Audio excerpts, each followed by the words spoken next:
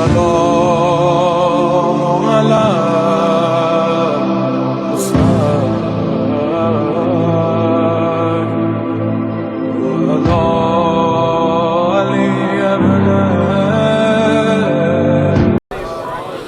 لا حول ولا قوة إلا بالله العلي العظيم. بسم الله الرحمن الرحيم.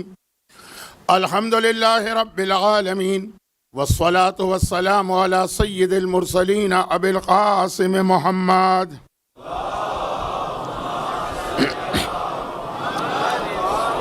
وآله الطيبين الطاهرين الذين أذهب الله عنهم الرجس وطهرهم تطهيرا.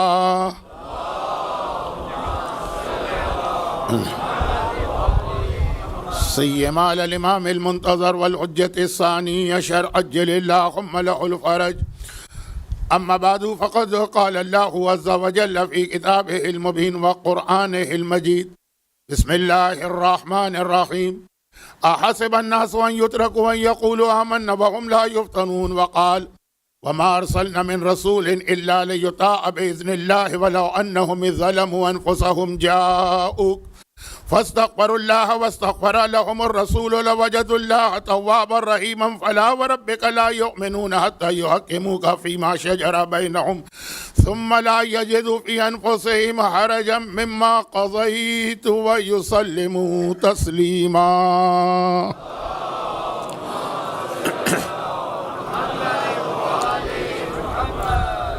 مجلس شام وطن 1446 ہجری یعنی 1446 ہجرہ کے ایام ازاں کے 5ویں عشرے کی آج یہ آخری گفتگو ہے، اور گزشتہ 2 مجالس میں یا شاید 3 مجلسوں میں، کیونکہ مومنین کرام کی تعداد بہت زیادہ تھی، اس لیے میں نے وہ درخواست نہیں کی تھی کہ آپ حضرات قریب نہ آئیں، لیکن آج جب یہ اعلان ہو رہا تھا تو مجھے یہ کہنا پڑا، اس لیے کہ جو میرا ایک میڈیکل پرابلم ہے اس کی وجہ سے یہ گزشتہ 3 دن ذرا سا مسئلہ رہا، اور آج اسی لیے میں نے روک دیا اعلان کو تاکہ آپ حضرات بھی ذرا آرام سے بیٹھیں اور میں بھی آرام سے بات کروں. لیکن آج کی مجلس چونکہ ایسی مجلس ہے جس کے فوراً بعد کچھ اہم اناؤنسمنٹ اور اعلانات ہیں، تو آپ سے گزارش یہ کی جائے گی کہ دعا کے بعد بھی آپ حضرات تھوڑی دیر کے لیے تشریف رکھیے،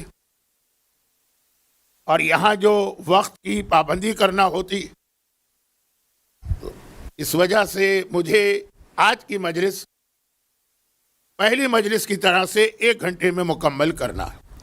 باقی جو درمیان کی مجلسیں تھیں وہ 70 سے 75 منٹ ہوتی رہی.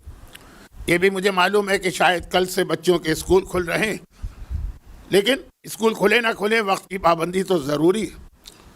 اور میں انتہائی شکر گزار ہوں اپنے مرثیہ خان حضرات کا کہ کس طرح سے انہوں نے میرے وقت کا خیال کرتے ہوئے مرثیہ کو درمیان میں کاٹا روزانہ. لیکن آج تو میں محسوس کر رہا تھا کہ ان پہ کیا گزر رہی ہوگی کہ جب مرثیہ اپنے عروج پر پہنچ رہا تھا تو گھڑی نے 8:30 دکھا دیے اور انہوں نے مرثیہ ختم کیا.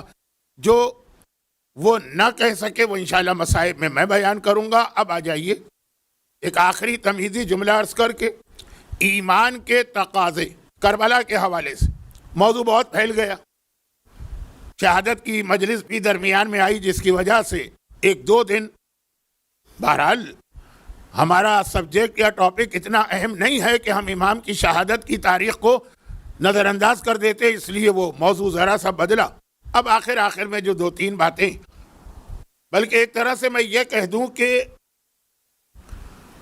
ایک آدھ بات کو چھوڑ کر جو ایک نئی منزل ہوگی، باقی جو پرانی باتیں چلی آ رہی تھی، پرانی سے مطلب اسی عشرے کی، اور ذرا سی باتیں نامکمل رہ گئیں، ان کو مکمل کرنا ہے. قرآن کریم کی 2 آیتوں کی آج میں نے تلاوت کی. ایک تو وہی سورہ عنکبوت کی آیت ہے، احسب الناس ان یترکوا ان یقولوا آمنا، کہ خالی تمہیں زبانی مومن کہنے سے چھوڑا نہیں جائے گا، لا یفتنون، ہو ہی نہیں سکتا کہ تمہارا امتحان نہ لیا جائے بس. اور پھر دوسری آیت جو میں نے تلاوت کی وہ روزے 40 دن کی مجلس میں بھی آیت تلاوت کی تھی، لیکن دن کی مجلس میں آیت کا صرف اتنا حصہ تلاوت کیا تھا جس کا تعلق زیارت سے تھا، کیونکہ آج دوپہر کی مجلس کا یا صبح کی مجلس کا عنوان زیارت 40 تھا. اور اس وقت میں نے آیت مکمل تلاوت کی کیونکہ آیت کے اگلے حصے کا تعلق ایمان کا تقاضا. تو ایک تقاضا تو ایمان کا جو پہلے دن سے چل رہا ہے کہ اگر تم اپنے آپ کو مومن کہو گے تو اللہ تمہارا امتحان لے گا، اور جب امتحان لے گا تو تمہیں ان مصیبتوں اور پریشانیوں کا سامنا کرنے کو تیار رہنا، جس کے لیے کبھی پیغمبر نے اعلان رسالت کے 7ویں سال ان مسلمانوں سے بھی کہ جن کے پشت کو لوہے کی سیخوں سے داغدار کیا جا رہا اور جن کے سینے پہ پتھر رکھ کے توڑا جا رہا، ان سے بھی یہ کہہ رہے ہیں کہ ابھی تو تم نے کوئی امتحان دیا ہی نہیں ہے، وہ امتحان جو ماقبل کے انبیاء نے دیا اور ان کی امتوں نے. اور کبھی مولا نے یہ ارشاد فرمایا یا تو ہم سے محبت کا دعویٰ نہ کرو، اور اگر ہم سے محبت کر رہے ہو تو صبر کی ایک چادر کو سلوا کے بیٹھو کہ ہم سے محبت کرنے والے کو ہر دور، ہر زمانے، ہر ماحول میں مسلسل مصیبتوں کا سامنا کرنا پڑے گا، مظالم کا نشانہ بننا پڑے گا. اور بہت ساری روایتیں جو اس 7 مجالس میں جو میں نے اس عنوان پہ پڑھی آپ کے سامنے آئی، تو وہ ایک تو سورہ عنکبوت، لیکن اب وہ مصیبتوں کا سامنا کرنا ہے، امتحان یہ ہے. اس کے بعد ایک اور چیز بھی ہے، اس کے لیے یہ آیت میں نے آج مکمل تلاوت کی اس مجلس میں. اور وہ آیت کا ترجمہ کر لیں، پھر ہم پہلی آیت کو مکمل کر کے دوسری آیت کے پیغام پہ جائیں گے اور دیکھیں گے کتنا وقت ہے. اب یہ آیت کا ترجمہ ایک ہی آیت ہے، ویسے آیتیں 2 ہیں لیکن مسلسل ہے. وَمَا أَرْسَلْنَا مِن رَسُولٍ إِلَّا لِيُطَاعَ بِإِذْنِ اللَّهِ، ہم نے جو رسول اس دنیا میں بھیجا اس کا ایک ہی مقصد ہے کہ لوگ اللہ کی اطاعت کریں. یہ رسالت کے اس دنیا میں آنے کا ایک رسول نہیں، اگر 313 رسول آئیں اور 1,24,000 انبیاء جس میں زیادہ نبی ہیں، 313 رسول، 5 اولي العزم ہیں، ان سب کو ملا کے بھیجا گیا ہے لِيُطَاعَ، تاکہ اطاعت کی جائے اور رسول کی اطاعت کی جائے، رسول کی، البتہ بِإِذْنِ اللَّهِ، اللہ کی اجازت سے. وَلَوْ أَنَّهُمْ، اب یہ آیت چل رہی، یہ ایک ہی آیت. اور اگر یہ گناہگار تیرے پاس آئیں، کون گناہگار؟ یہاں لفظ مومن نہیں، سورہ عنکبوت کی آیت میں لفظ مومن ہے کہ جو اپنے آپ کو مومن کہے گا اس کا امتحان لیا جائے گا. یہاں مومن نہیں، یہاں پر جو مومن ہو کہ منافق ہو کہ مسلمان ہو کہ کافر ہو کہ مشرک ہو کہ ایتھسٹ ہو کہ دہریہ ہو کہ منکر خدا، جو تیرے پاس آئے گا اور اس کے بعد اللہ کی بارگاہ میں استغفار کرے گا اور تو اس کے حق میں دعا کرے گا، تب وہ دیکھے گا اللہ تواب بھی ہے، اللہ رحیم بھی ہے. بے شک اللہ رحیم ہے، لیکن ہر ایک کے لیے نہیں. آیت نے بتایا رسول کے پاس آنا ہے، مگر آیت مکمل تو ہو گئی ہے لیکن سلسلہ چل رہا ہے. مگر یہ یاد رکھو فَلَا وَرَبِّكَ لَا يُؤْمِنُونَ، یہاں لفظ مومن آیا. تیرے رب کی قسم، سورہ عنکبوت کی آیت میں اللہ نے قسم نہیں کھائی، اس آیت میں اللہ نے قسم کھائی، لیکن تیرے رب کی قسم یہ لوگ مومن ہو ہی نہیں سکتے. ہاں رسالت سے فیض حاصل کر سکتے ہیں، چاہے کافر ہوں، چاہے مشرک ہوں، چاہے ایتھسٹ ہوں، چاہے دہری ہوں، لیکن ایمان ان کو نہیں مل سکتا ہے جب تک کہ تجھے اپنے ہر مسئلے میں حکم نہ بنائے. فَلَا وَرَبِّكَ لَا يُؤْمِنُونَ، مومن ہو ہی نہیں سکتے جب تک کہ ہر مسئلے میں فیصلہ تجھ سے نہ لے. یہ دیکھیں کہ تو کیا کہہ رہا، فِيمَا شَجَرَ بَيْنَهُمْ ثُمَّ لَا يَجِدُوا فِي أَنفُسِهِمْ حَرَجًا، اور جو تو کہہ دے ذرا دل میں بھی ان کے یہ خیال نہ آنے پائے کہ کیا کہہ دیا رسول. مخالفت نہیں کر رہے ہیں، زبان سے کوئی بات نہیں کہہ رہے، دل میں ایک خیال آ گیا کہ آخر یہ ایسا فیصلہ رسول نے کیوں کیا. اب میں ترجمہ کر رہا ہوں اس لیے مثال نہیں دے رہا ہوں، لیکن فرض کیجئے کہ ایک عورت کے دل میں خیال آ جائے کہ آخر یہ رسول نے مجھے اپنے باپ کی جائیداد میں سے آدھا حصہ کیوں محروم کر دیا جو میرے بھائی کو دیا جا رہا. نہیں، ثم لا یجدوا فی انفسہم حرجا مما قضیت، جو تو نے کہا ہے دل میں ذرا سا بھی خیال نہ آئے. ویسلموا تسلیما، ان کا کام ہو تو حکم دیتا جائے یہ سر جھکاتے جائیں، تو حکم دیتا جائے یہ سر جھکاتے جائیں. یہ آیت مکمل ہوئی. اب اس کے اندر ایمان کا دوسرا تقاضا آیا لیکن ابھی پہلے تقاضے کے حوالے سے ایک بات، تھوڑی سی بات نامکمل بھی رہ گئی تھی، اور آج چیلم تھا۔ میں نے آقا حسین کے 10ویں کی مجلس یہاں پڑھی تھی، وہاں پہ میں نے ایک واقعہ پڑھا تھا، ذرا سا وہ واقعہ مکس اپ ہو گیا تھا، دو الگ الگ واقعات تھے۔ ذہن ہے انسان کا، آدھا میں نے ایک طرف سے لیا، آدھا دوسری طرف سے لیا، پیغام پہ کوئی فرق نہیں پڑا، لیکن وہ دو واقعات مکس اپ ہو گئے۔ تو اس کو آج وہ 10ویں کی مجلس، 10واں تھا اس دن آقا مظلوم امام کا، آج 40واں، تو دوبارہ اس کو پڑھ رہا ہوں۔ 10ویں کی مجلس میں نے یہاں نہیں پڑھی ہے کہ آپ کہیں کہ مولانا نے ریپیٹ کر دیا، اور وہ یہ ہے کہ اب وہ جو بات چل رہی ہے کہ اللہ امتحان لے گا، امتحان لے گا، بہت ہو گئی بات، جتنی ہو گئی، اب مکمل ہے کہ نامکمل اس کو چھوڑ دی۔ اب یہ سوال پیدا ہوتا ہے کہ جب اللہ امتحان لے گا تو ہم اللہ کے اس امتحان میں کس طرح سے ثابت قدم رہیں اور اپنے آپ کو بچائیں۔ لقمان حکیم 2 دن پہلے یا شاید کل یا پرسوں، کل ہی شاید، ان کا بھی تذکرہ آ گیا تھا، اور میں نے جو شروع مجلسوں میں ایک بات کہی تھی کہ قرآن ہسٹری کی کتاب نہیں ہے، ہدایت کی کتاب۔ تو ایسی بحثوں میں قرآن پڑھتا ہی نہیں ہے جس کا ہماری ہدایت سے کوئی تعلق نہ ہو، جس کا ہسٹری سے تعلق۔ لقمان نبی تھے کہ نبی نہیں تھے، اس سے ہمارا کوئی تعلق نہیں، تو اس لیے قرآن نے کوئی ذکر نہیں کیا۔ ان کا ایک واقعہ اور ہے، کسی نے ایک بار ان سے پوچھا، بہت ہی ذرا ایک اسٹائل سے پوچھا، وہ سمجھ گئے کہ پوچھنے والے کا مقصد کیا ہے۔ کہا کہ یہ بتائیے کہ اگر کوئی آدمی تیر پھینک رہا ہے کسی کے اوپر، تیر انداز، اور تیروں کی بارش ہو رہی ہے اور اس کا نشانہ بالکل پرفیکٹ ہے، کبھی نشانہ خطا ہی نہیں ہوتا، تو کیسے انسان اپنے آپ کو بچائے؟ اگر ایسا تیر انداز ہے جو ایکسپرٹ ہے اپنے فن میں، پچھلے دنوں میں پاکستان کے کسی گولڈ میڈل کے حوالے سے بہت سارے لوگوں کی توجہات اور کیسے اور کیا کہہ کے پھینکا گیا نیزہ اور یہ اور وہ ساری باتیں، تیر انداز ایکسپرٹ، ایک تیر بھی اس کا خطا نہیں ہوتا۔ اب لقمان سمجھ گئے کہ کہنا یہ چاہ رہا کہ اگر اللہ ہمارے گھر پہ مصیبتیں بھیج رہا اور اللہ اگر ہمارا امتحان لینے کے لیے صحیح، تو پھر تو ہماری کہیں پناہ کی جگہ ہی نہیں۔ دنیا میں بڑے سے بڑا طاقتور ظالم فرعون ہو، نمرود ہو، شداد ہو، بڑے سے بڑی طاقت ہو، بڑے سے بڑا ظالم ہو، ساری اپنی طاقت کے باوجود وہ ہمارا کچھ نہیں بگاڑ سکتا اگر ہم اللہ کی پناہ میں چلا جائیں۔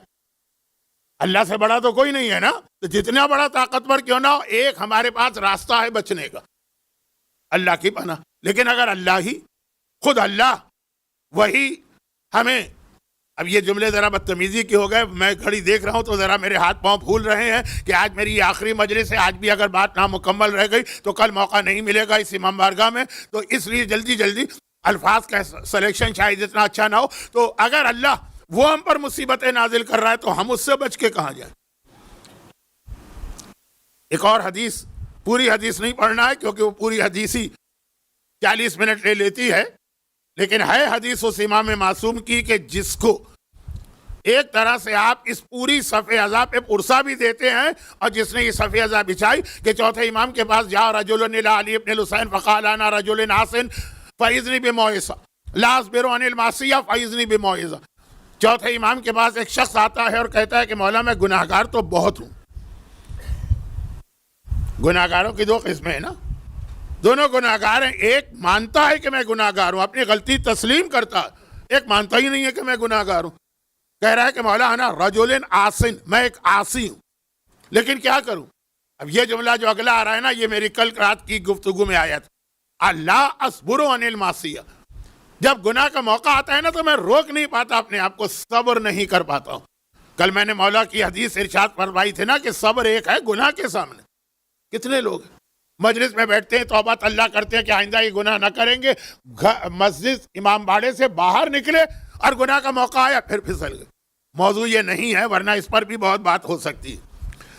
خود کہہ رہا ہے کہ میں گناہ گار ہوں، اور خود مان رہا ہے کہ ہاں گناہ کے سامنے میں ریزسٹ نہیں کر سکتا ہوں، فَإِذْنِي بِمَوْعِظَةٍ، تو مولا آپ ہی مجھے کوئی ایسی نصیحت کریں. آپ امام معصوم ہیں, کلام قرآن کے بعد سب سے بہتر کلام ہے اس کائنات کا, شاید آپ کی بات میرے دل پہ اثر کر جائے. تو امام نے اس کو کیا پیغام دیا؟ یہ حدیث میں تیسرے عشرے میں جہاں بھی مجلس سے پڑھتا ہوں, 21 سے 30 محرم میں یہ حدیث پوری پڑھتا ہوں, لیکن امام نے بہرحال اس کو یہی جواب دیا کہ ایسا کر, اللہ کا قانون توڑنا ہے. گناہ کیا؟ گناہ ہے اللہ کا قانون توڑنا. گناہ کی تعریف کیا ہے؟ What is the definition of گناہ؟ جو قانون اللہ نے بنایا. انسان جہاں جاتا ہے وہاں کے قانون کا احترام کرتا, دل نہ بھی چاہے تو قانون کو ماننا پڑتا, عقل قبول نہ بھی کرے کہ ایک ایسا قانون ہے تو اگر وہاں ہو تو قانون ماننا پڑے گا. گناہ اللہ کا قانون ہے. امام نے کیا جواب دیا؟ امام نے کہا اگر گناہ کا دل ہی چاہے تو ایسا کر کہ اخرج من ولایت اللہ واظلم ما شئت, جہاں جہاں تک اللہ کی حکومت ہے اس سے باہر چلا جا, پھر جو گناہ دل چاہے کر لے. بھئی جس ملک کا قانون توڑنا ہے, آپ کا دل چاہ رہا ہے آپ اس ملک سے کسی اور ملک میں چلے جائیے, توڑ دیجئے قانون. اس نے وہی جواب دیا جہاں سے میں نے بات شروع کی, کہ مولا خداوند کی حکومت تو ساری کائنات میں, آدمی کہاں جائے. تو اب وہی لقمان سے سوال ہو رہا ہے, فرعون اور نمرود اور شداد ہم پہ ظلم کریں.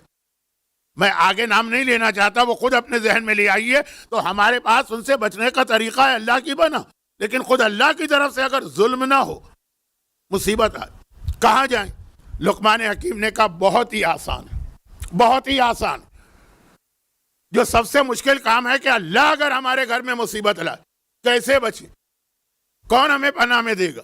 کس کی پروٹیکشن میں ہم جائیں تو وہ اللہ کی طرف سے آنے والی مصیبت کو روک سکتے ہیں, جو اس کے خیال میں ناممکن سوال تھا. اور لقمان نے مسکرا کے کہا بہت ہی آسان ہے یہ تو. اگر تیر انداز کے تیر سے بچنا ہے تو جا کے اس کے پہلو میں کھڑے ہو جاؤ, وہاں کوئی تیر تم تک نہیں پہنچے گا. اب ذہن میں تصویر لائیے کہ اگر تیر انداز تیر پھینک رہا ہے دائیں بائیں سامنے چاروں طرف, جو بالکل پہلو میں کھڑا ہے وہاں تیر کیسے آئے گا؟ اتنا تو اناڑی سے اناڑی تیر انداز بھی وہ نہیں کر سکتا ہے. یعنی اللہ کی طرف سے جو مصیبت آ رہی ہے اس سے بچنا ہے تو اللہ ہی کی پناہ میں چلے جاؤ. اور اللہ کی پناہ کا ایک نام ہے دعا. اللہ کی پناہ کا ایک نام ہے, بہت سارے مختلف طریقے, ایک نام ہے دعا. تو اب یہ دعا کے حوالے سے ایک چھوٹی سی بات عرض کر رہا ہوں تاکہ جو 7-8 دن مسلسل مومن کے امتحان کی بات ہوئی, اور میری مجلسیں تو چھوڑ دیجئے, یہ تو طالب علمانہ انداز میں ہوتی ہیں.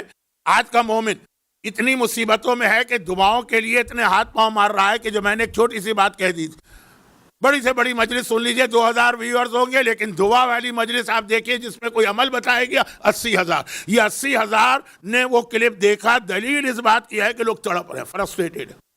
اب یہ ایک دعا ہے. اچھا, یہ وہ دعا جو آیت اللہ سیستانی نے اپنے فتووں کی ایک کتاب میں بھی نقل کی. فتووں کی کتاب میں نہ حدیثیں آتی, کیونکہ فتویٰ کا مطلب ہی ہے کہ قرآن کی ساری آیتیں اور حدیثیں ملا کر اس کا جو نتیجہ ہے وہ آپ کے سامنے پیش کیا گیا. تو ہر فتوے کا مطلب ہے کہ اس کے پیچھے ساری حدیثیں ہیں, لیکن وہ حدیثیں کوٹ نہیں کی جاتی, اور نہ ہی فتووں کی کتاب میں دعائیں آتی. مگر اس مسئلہ شرعی میں آیت اللہ سیستانی نے اپنی وہ کتاب A Code of Practice for Muslims Living in the West, ان مسلمانوں کے لیے مسائل جو مغرب میں رہ رہے ہیں, ویسٹ میں, جس کا اردو ترجمہ ہے جدید فقہی مسائل. کیونکہ اگر اس کا اردو ترجمے میں وہی نام لکھ دیتے تو انڈیا پاکستان کے مومنین تو یہ کتاب بند کر کے طاق پہ رکھ دیتے کہ اس سے ہمارا کیا تعلق, یہ کینیڈا والا پڑھے کہ امریکہ والا پڑھے, ہم کیوں پڑھے. تو نام اس لیے رکھا گیا کہ جو انڈیا پاکستان کے لوگ ہیں وہ بھی یہ کتاب پڑھیں, کیونکہ مسائل سب کے لیے ایک جیسے. اس میں ایک نوجوان نے سوال کیا کہ میں یہاں تعلیم حاصل کرنے آیا ہوں, فیسیں بہت زیادہ ہیں, چنانچہ جو گورنمنٹ کا قانون ہے ہر مغربی ملک کا کہ اتنے گھنٹے ایک اسٹوڈنٹ کام کر سکتا ہے, اتنی اس کو اجازت. فل ٹائم جاب کی اجازت تو نہیں ہوتی اسٹوڈنٹ ویزے پہ, اتنے 20 گھنٹے مثلاً ایک ہفتے میں. اب میں کام کر رہا ہوں تو کام تو مجھے ایسے ہی ملتے ہیں, فل ٹائم تو جاب نہیں کر سکتا تو وہ جاب بھی نہیں ملتا. کسی پیٹرول اسٹیشن پر, کسی سپر مارکیٹ میں, کسی ڈپارٹمنٹل اسٹور میں, تو یہاں میں جو مجھے جاب ملتا ہے اس کے اندر مثلاً ایک گروسری شاپ یا سپر مارکیٹ. اب جب وہاں میں بیٹھتا ہوں کیش کاؤنٹر کے اوپر تو لوگ شراب کی بوتلیں بھی لے کے آتے ہیں, اب ہو سکتا ہے کہ اس نے 50 آئٹم خریدے ہیں جس میں ایک آئٹم شراب ہو، 49 آئٹم حلال چیزیں ہوں، کیا میرے لیے جائز ہے؟ جواب تو آپ کو بھی معلوم ہونا چاہیے. اور انہوں نے کہا حرام ہے، پورا جاب حرام ہے، پورا کا پورا تمہارا جاب حرام ہے. تو اس نے پھر، اب یہ کتاب میں چھپا ہوا مسئلہ پڑھ رہا ہوں، ایسا نہیں ہے کہ کوئی پرائیویٹ کراسپینڈنس ہوئی ہے اس اسٹوڈنٹ اور آغا سیستانی میں، کتاب میں چھپا. تو اس نے کہا کہ پھر یہاں تو اگر میں ایسے ہی جاب مجھے ملیں گی، پیٹرول اسٹیشن پہ جاؤں گا وہاں بیئر بیچی جاتی، تو اب پھر میں کیسے گزارا کروں؟ انہوں نے یہی دعا لکھی کہ یہ اس دعا کو پڑھو، توجہ دو، اور اس کا پیغام اللہ تمہارا مسئلہ حل کرے گا. یہ تو بات ہو گئی آغا سیستانی کی کتاب کی، تاکہ میں نے بتایا کہ یہ کتنی مؤثر یعنی اثر کرنے والی دعا. وہ کیا؟ چھوٹا سا واقعہ، جو واقعہ میرے ذہن میں مکس اپ ہو گیا تھا نا، تو اب میں ایکچوئل واقعہ پڑھ رہا ہوں. واقعہ مکس اپ کیسے ہوا تھا کہ ایک یمن کے بادشاہ کا واقعہ تھا، ایک 10ویں امام کا. آدھا میں نے یمن کے بادشاہ کا واقعہ پڑھا، نتیجہ 10ویں امام والے واقعے سے ملا لیا. تو یہ جو بات اپنی جگہ صحیح رہی لیکن الگ. اب سنیے، یمن کا ایک بادشاہ پرانے زمانے میں دنیا کی 4 بڑی حکومتوں میں سے ایک، حضرت سلیمان و داؤد 2-3 مجلسوں میں یہ تذکرہ آیا نا. تو حضرت سلیمان کی شادی کس سے ہوئی ہے؟ یمن کی ملکہ بلقیس سے، جسے انگریزی میں شاید شیبہ کہتے ہیں، کوئن شیبہ. خیر، بہت بڑی سلطنت. بلکہ حدود جو پیغام لے کر آیا، حدود جب وہ دیکھ کر آیا ملکہ بلقیس کی حکومت، تو حیران ہو گیا وہ حدود. اور حضرت ابراہیم، حضرت سلیمان، اور پھر وہ جس کے پاس علم کتاب ہے اس کا وہ تخت لانا، یہ سب آپ مجلسوں میں سنتے ہیں. اس کو ایک طرف رکھیے، بہت بڑی حکومت. لیکن اکیلی نہیں، اسی زمانے میں 3-4 چین کی حکومت بہت بڑی تھی، اسی زمانے میں ہندوستان کی حکومت بہت بڑی تھی. یہ سلیمان نبی سے بھی پہلے کی بات کر رہا ہوں، یمن کا بادشاہ نہیں، سلیمان نبی سے پہلے کی بات نہیں کر رہا ہوں، پھر غلط دھوکہ کھا گیا، اسلام کے بعد کی بات. اب یہ کہ جو بڑے حکومتیں ہوتی ہیں نا، وہ ایک دوسرے سے بعض چیزوں میں مقابلہ کرتے ہیں. یعنی کسی کے پاس کوئی ایسی یونیک چیز آ جائے جو دوسرے کے پاس نہیں، تو وہ فخر کے ساتھ دکھاتا ہے یہ میرے پاس ہے، بتاؤ تمہارے پاس ہے کہ نہیں. اس کے پاس ایک بہت بڑا موتی آ گیا، مرغی کے انڈے سے بڑا. اتنا بڑا موتی. آج بھی نیوز آ رہی تھی کہ دنیا کا دوسرا بڑا ہیرا نکلا ہے، پتہ نہیں 40 کا دن تھا. میرے پاس تو ان فضولیات کا وقت نہیں تھا کہ میں تفصیل پڑھتا. اب وہ جو ہے دنیا کے مختلف بادشاہوں کو دکھاتا ہے، بلوا کے ان کے وزیروں کو، سفیروں کو، یہ ہے ہمارے پاس. ایک فخر کی چیز ہوتی ہے. ہندوستان کے لوگ تاج محل دکھائیں گے، فخر کی چیز. میں اور مثالیں نہیں دے رہا ہوں، ذرا سا اس کے اندر سینسیٹیو باتیں آ جائیں گی. اب یہ اتنا قیمتی موتی ہے، اتنا بڑا موتی، دنیا میں اس کی کوئی مثال ہی نہیں کہ خاص اس نے اپنے غلام کو، جو ایکسپرٹ تھا ہیرے جواہرات اور موتیوں کا، ساری ڈیوٹی سے فارغ کر کے یہ موتی اس کے کسٹڈی میں دے دیا. کہا یہ بیت المال میں بھی نہیں رکھوں گا، وہاں تو آنا جانا رہتا ہے خزانچی کا، ہو سکتا ہے کہ کبھی اس کا ہاتھ لگ جائے، ٹوٹ جائے، خاص تم اپنے گھر میں رکھو، بس اسی کی حفاظت کرو، تمہارا اور کوئی کام نہیں. ایک طرح سے غلام کے لیے تو بہت آسانی ہو گئی، ساری محنت، ساری مشقت ختم ہو گیا. گھر میں سوچا بہت اچھا ہوا. اب گھر میں پہنچا، اس کے گھر میں یہ چیز پہنچی، تو گھر والے وقتاً فوقتاً دیکھتے ہیں دور سے. اس کا ایک چھوٹا سا بچہ، ایک بار اس کی نگاہ پڑ گئی، مچل گیا کہ یہ مجھے میرے ہاتھ میں دو. بچے تو چاند بھی آپ سے مانگتے ہیں نا کہ چاند بھی ہمارے ہاتھ میں دو. بچہ تو بچہ ہی ہے نا. اب یہ غلام پتا ہے کہ کتنی بڑی ذمہ داری ہے، کیسے اس کے ہاتھ میں دے. جتنا سمجھا رہا ہے، توجہ کو ہٹا رہا ہے، لیکن مشہور ہے کہ 3 ضدیں تو مشہور ہیں نا، بادشاہ کی، عورت کی، بالغ بچے کی. اور مچلا جا رہا ہے، ماں جائے، خالہ جائے. اچھا میں فضول باتیں کروں تھوڑی. خلاصہ یہ ہے کہ آخر کسی بڑھیا نے کہا، نانی نے، دادی نے، کہ دے دو نا 1 منٹ کے لیے. ہم سب کھڑے، وہ 1 منٹ ہی غضب ہو گیا. بچے کے ہاتھ میں موتی گیا، پھسل کے گرا، 2 ٹکڑے ہو گئے. 2 نہیں، اس سے بھی زیادہ. 2 ٹکڑے نہیں ہوئے، غلام کی جان نکل گئی. اب کیا کرے؟ لیکن ایک چیز تو ٹوٹ گئی نا، کیا کرے؟ ٹوٹے ہوئے ٹکڑے تو اٹھا کے رکھ دیے، لیکن ہر وقت دل میں ڈر ہے کہ اب جو بادشاہ بلائے گا، کوئی بھی آئے گا نا، کوئی ایمبیسڈر بلایا جائے گا، میں بھی مارا جاؤں گا، میرا سارا گھرانہ بھی. کیا کرے؟ ایک دوست نے دیکھا یہ بہت پریشان ہے، اب ہر دوست سے بات بھی نہیں کہہ سکتا. کیونکہ بات کیا ہونٹوں سے نکلی کوٹھوں چڑھی, ادھر آپ کی زبان سے بات نکلی, پھیل گئی وہ دنیا میں. لیکن یہ بہت ہی اس کا مخلص اور قریبی دوست تھا. باقی دوستوں نے بھی پوچھا کیا بات ہے, آج کل تم موڈ میں نہیں لگ رہے ہو, محفلوں میں بیٹھتے ہو تو اس طرح چہکتے نہیں ہو, کھانوں میں جاتے ہو تو اس طرح کھاتے نہیں ہو, حالات طبیعت نہیں ٹھیک ہے, تمہیں غلط. یہ دوست بہت قریبی تھا, وہ پیچھے پڑ گیا. کہا یہ مسئلہ, میری جان جا چکی ہے, میں مر چکا ہوں, آلریڈی میں مر چکا ہوں. کہا ایک کام کرو. پھر اس نے امام کا حوالہ دیا, چھٹے امام کا, کہ انہوں نے یہ فرمایا ہے کہ اگر دنیا کا کوئی ناممکن کام بھی ہے, یہ دعا پڑھ لو, تمہارا مسئلہ حل ہو جائے گا. اس نے سنا, پہلے تو ذرا ہنسی آئی اس کو تھوڑی سی. کہا یہ دعا ہے, اس سے ٹوٹا ہوا موتی تو نہیں جڑ سکتا ہے نا, تو ناممکن کام ہو گیا. جیسے موتی کا ٹوٹنا ایسا ہے جیسے کسی انسان کا مر جانا. وہ کون سی دعا ہے جو مردے کو زندہ کر دے؟ اس نے کہا اچھا ایک بات, تمہارے خیال میں ناممکن کام ہے نا, لیکن اگر یہ دعا پڑھ لو گے کوئی نقصان ہے؟ ہاں نقصان تو کوئی نہیں, یہ دوا تو ہے نہیں کہ مثلا آپ نے کہا یہ دوا میری بیماری کی نہیں ہے, کسی نے کہا اچھا کھا لو. نہیں, اگر آپ کے لیے وہ دوا نہیں ہے تو دوا تو نقصان دہ ہو جائے گی آپ کے لیے, دعا تو نہیں نا. کہا جب نقصان نہیں ہے پڑھتے رہو. ڈوبنے والا تو تنکے کو بھی سہارا سمجھتا ہے, عربی کا محاورہ ہے, اردو میں بھی رائے. دعا شروع کر. ابھی دعا شروع کے ہوئے 3 دن ہوئے تھے, بادشاہ کی طرف سے پیغام آ گیا کہ وہ جو موتی میں نے تمہارے پاس رکھوایا تھا نا, فوراً آ جاؤ دربار کے اندر, ایک ضروری کام. ابھی دوڑا گیا, لیکن کیا سوچ کے گیا کہ وہ امام کی دعا میں نے پڑھی, 2 مہینوں سے مسئلہ ٹل رہا تھا, یہاں 3 دن میں نہیں ہوا, میری جان چلی گئی. یہ تو الٹی ہو گئی نا. لیکن اب بادشاہ کا حکم ہے, حکم حاکم. دوڑا گیا. کہا کیا بات ہے موتی کے بارے میں؟ کہا کہ جاؤ گھر میں جلدی سے موتی کو توڑ کے, اس کو پیس کے, اس کا پاؤڈر بنا کے لے کے آ جاؤ. کیا کہا اس نے بادشاہ نے؟ غلام کو یقین نہیں آ رہا. کیا کہا اس نے؟ موتی کو توڑوں اور اسے پیس کے اس کا پاؤڈر بنا کے لاؤ؟ یہ میں نے صحیح سنا ہے کہ دھوکہ ہو رہا ہے؟ بادشاہ نے کہا جلدی کرو, جلدی, میرے پاس وقت نہیں. اب یہ کیا بات ہوئی؟ پتا چلا کہ اس دوران ایک مسئلے کا بادشاہ کو سامنا کرنا پڑ رہا تھا, کیونکہ یہ تو لگا ہوا تھا اپنے اور اپنے گھر والوں کی موت میں. جب آدمی اتنا پریشان ہو, اس کو پتہ ہی نہیں چلتا بریکنگ نیوز کیا چل رہی. آپ کے گھر کے اندر اگر اتنی بڑی خدا نخواستہ پریشانی آ جائے, آپ ٹی وی بھی نہیں دیکھیں گے, آپ واٹس ایپ کے میسج بھی نہیں دیکھیں گے. تو اس کو پتہ ہی نہیں کیا تھا. ہوا یہ تھا کہ بادشاہ کا ایک ہی بیٹا اکلوتا, اور وہ کافی بیمار پڑ گئے.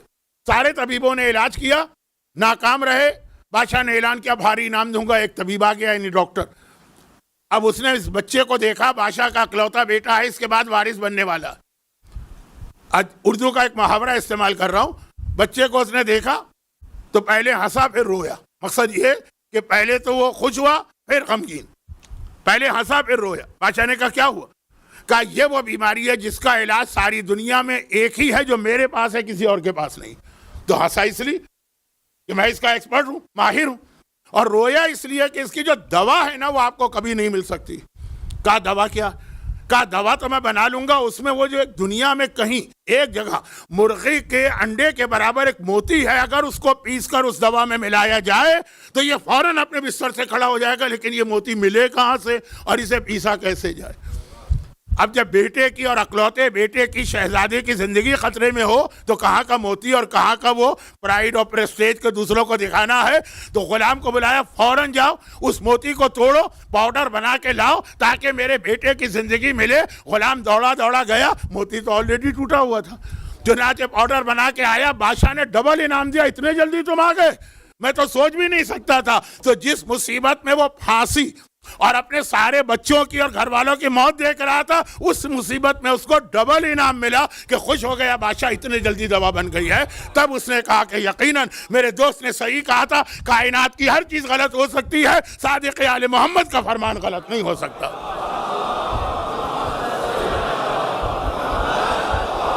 اب وہ فرمان کیا ہے؟ وہ فرمان کیا ہے؟ اچھا, اب اس میں آدھا واقعہ تو میں نے پڑھا تھا, لیکن اس کے بعد یہ جو موتی توڑا گیا شہزادے کی بیماری سے, یہ میں مکس اپ کر گیا 10ویں امام کے اس واقعے سے جو یونس نقاش کا. وہاں بھی ایسے ایک واقعہ یونس کا. 10ویں امام کا نام تیسری بار آ جا رہا ہے 2 دن کے اندر. زیارت کے حوالے سے بھی نام آیا, دوپہر میں کل رات کثیر کسے کہتے ہیں، اس حوالے سے بھی یہ سب مشہور واقعات، آپ 10ویں امام کی ولادت کی محفل میں بھی بیٹھتے ہیں، شہادت کی مجلس میں بھی یہی 3 واقعات تو پڑھے جاتے ہیں. اس لیے میں صرف اشارہ کر رہا ہوں، اور ضرورت بھی نہیں تھی کیونکہ وہ موضوع وہ نہیں. لیکن اب یہ بات ہے کہ وہ دعا کیا تھی، وہ سورہ طلاق کی آیت نمبر 2 اور آیت نمبر 3، مگر آیت نمبر 2 پوری نہیں، آدھی آیت آخری. وَمَن يَتَّقِ اللَّهَ يَجْعَل لَّهُ مَخْرَجًا وَيَرْزُقْهُ مِنْ حَيْثُ لَا يَحْتَسِبُ وَمَن يَتَوَكَّلْ عَلَى اللَّهِ فَهُوَ حَسْبُهُ إِنَّ اللَّهَ بَالِغُ أَمْرِهِ وَقَدْ جَعَلَ اللَّهُ لِكُلِّ شَيْءٍ قَدْرًا. یہاں پہ آیت مکمل ہوئی، گول دائرہ بنے گا، نمبر 3 لکھا ہوگا. آیت نمبر 2 کا آدھا حصہ، یہ آیت آ گئے سیسانین، اس نوجوان کے سوال کے جواب میں لکھی جو یہی کمپلین کر رہا کہ یہاں پہ مجھے جتنے گھنٹے جاب کی اجازت ہے اس میں جو جاب ملتے ہیں اس کے اندر شراب یا بیئر تو آ ہی جاتی ہے. یہ آیت لکھی، پڑھو اس سے. اب آیت کا ترجمہ ہی کافی ہے بتانے کے لیے کہ یہ آیت کتنا اسٹرانگ میسج دے رہی ہے. وَمَن يَتَّقِ اللَّهَ، جو اللہ سے ڈرتا ہے یعنی تقوی اختیار کرتا ہے، يَجْعَل لَّهُ مخرجا، مخرج تو آپ یہاں جانتے ہیں، ہائی وے پہ سفر کرتے ہیں، اللہ اس کے لیے راستہ بناتا ہے پریشانی سے بچ نکلنے کا، مخرج بناتا ہے، ایک ایکسٹ ہوتا ہے. پریشانی آ رہی ہے، ایک ایکسٹ. بھائی کبھی ایسا ہے آپ جا رہے ہیں کسی ہائی وے پہ، بہت زیادہ ٹریفک جام، نیئرسٹ ایگزٹ سے آپ جو ہے نا ٹرن لے لیتے ہیں کہ اس سے نکلو، اس پریشانی سے وہاں چلے جاؤ. یہ مثالیں آپ کے لیے تو روزانہ کی. قرآن کی آیت وہی لفظ مخرج آیا ہے، یجعل لہ مخرجا ویرزقہ. اس ٹکڑے کی وجہ سے آغاز سیستانی نے اس نوجوان سے کہا، اور اللہ تمہیں رزق دے گا من حیث لا یحتسب، ایسی جگہ سے تم سوچ بھی نہیں سکتے تھے کہ وہاں سے بھی رزق مل سکتا، مگر اللہ دے گا. اللہ دے گا، ایک مخرج بنائے گا اور اللہ دے گا. ہاں یہ ایک شرط ہے، وَمَن يَتَوَكَّلْ عَلَى اللَّهِ فَهُوَ حَسْبُهُ، جو اللہ پہ بھروسہ کرے اللہ اس کے لیے کافی ہے. اگر تمہیں بھروسہ ہی نہ ہو، اگر تم ہر وقت شک میں ہی مبتلا رہو، جو روایت میں ہے نا کہ اگر کسی کو یہ یقین ہے کہ اللہ کے خزانے بھرے ہیں اور اللہ زندہ ہے، وہ اپنے رزق کے لیے پریشان نہ ہو. پریشان وہ جسے یا تو اللہ کی موت کا یقین ہو جائے کہ بھئی جس نے وعدہ کیا تھا رزق دینے کا وہی مر گیا، یا اسے یہ ہو کہ نہیں وہ ہے تو لیکن بینکرپٹ ہو گیا، اب وعدہ بھی پورا نہیں کر سکتا. تو اگر کوئی مومن ایسا ہے جس کو یا تو اللہ کی موت کی اطلاع مل گئی ہے، اس کے واٹس ایپ پہ میسج آ گیا ہوگا، یا یہ کہ اس کو یہ پتا چل گیا کہ اللہ بینکرپٹ ہو گیا ہے نعوذ باللہ، پھر وہ سوچے. لیکن وَمَن يَتَوَكَّلْ عَلَى اللَّهِ فَهُوَ حَسْبُهُ، اگر آپ کا اللہ پہ بھروسہ ہے وہی اللہ آپ کے لیے کافی ہے. البتہ یہ آیت چل رہی ہے قَدْ جَعَلَ اللَّهُ لِكُلِّ شَيْءٍ قَدْرًا، اللہ نے ہر چیز کے لیے ایک وقت مقرر کیا. آپ کی پریشانی دور ہوگی، آپ کی مصیبت دور ہوگی. ہم اور آپ تو اس طرح چھوٹی پریشانی میں فریاد کرتے ہیں.